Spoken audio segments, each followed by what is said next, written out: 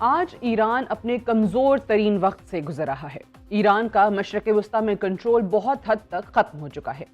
تمام پراکسیز چاہے حماس ہو، حزب اللہ یا یمنی ہوتیز، سب کے سب بہت حد تک کمزور ہو چکے ہیں۔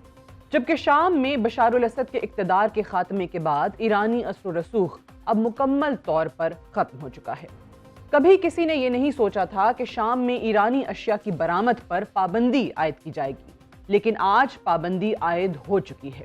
ایرانی پراکسیز کے کمزور ہونے کے بعد اسرائیل کا اگلا ہدف صرف اور صرف ایران، ایرانی حکومت عہدیدار اور ایرانی نیوکلیئر سائٹس ہیں۔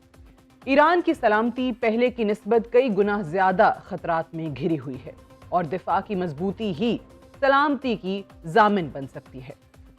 ایسے میں ایران روس کے مابین ہونے والا اسٹریٹجک معاہدہ کسی بھی ریلیف سے کم نہیں، اور تمام مخالفین کے لیے ایک پیغام ہے کہ ایران اپنی سیکیورٹی کے تحفظ کے لیے ہر ممکن کوشش میں مصروف ہے۔ روس کے صدر ولادیمیر پوٹن اور ان کے ایرانی ہم منصب مسعود پیزشکیان نے گزشتہ روز ماسکو میں جامع اسٹریٹجک معاہدے پر دستخط کیے ہیں۔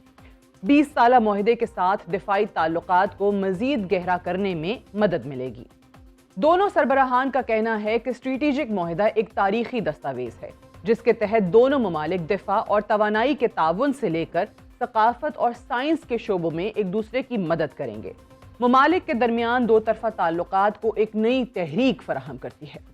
یہ معاہدہ ماسکو اور تہران کے درمیان تعاون سے متعلق پچھلے معاہدے جو 2002 میں ہوا تھا اس کی جگہ لے گا۔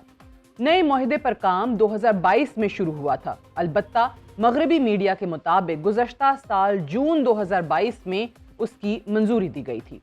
مغربی نشریاتی ادارے رائٹرز کی رپورٹ کے مطابق دونوں ممالک اپنی سرزمین کو کسی بھی ایسی کارروائی کے لیے استعمال کرنے کی اجازت نہیں دیں گے جس سے دوسرے ملک کو خطرہ ہو، اور نہ ہی کسی بھی ملک پر حملہ کرنے والے حملہ آور کو کوئی مدد فراہم کریں گے۔ معاہدے میں یہ بھی کہا گیا ہے کہ فوجی خطرات کا مقابلہ کرنے کے لیے مل کر کام بھی کریں گے۔ روس ایران معاہدے میں میوچول ڈیفنس کلاز شامل نہیں ہے، جیسا کہ روس اور شمالی کوریا کے معاہدوں میں شامل تھی، جس کے بارے میں مغربی ممالک بالخصوص نیٹو ممالک کا کہنا ہے کہ شمالی کوریا کے فوجیوں کو یوکرین میں لڑنے کے لیے تعینات کیا گیا ہے، جس کی ماسکو نے نہ تصدیق اور نہ ہی تردید کی۔ ایرانی صدر پیزشکیان نے معاہدے پر تبصرہ کرتے ہوئے کہا کہ اسے دو طرفہ تعلقات میں ایک اہم نئے باب کے طور پر سراہا جاتا ہے، جبکہ روسی صدر پوٹن نے کہا ہے کہ ماسکو اور تہران کے دنیا کے اہم امور پر خیالات ملتے جلتے ہیں۔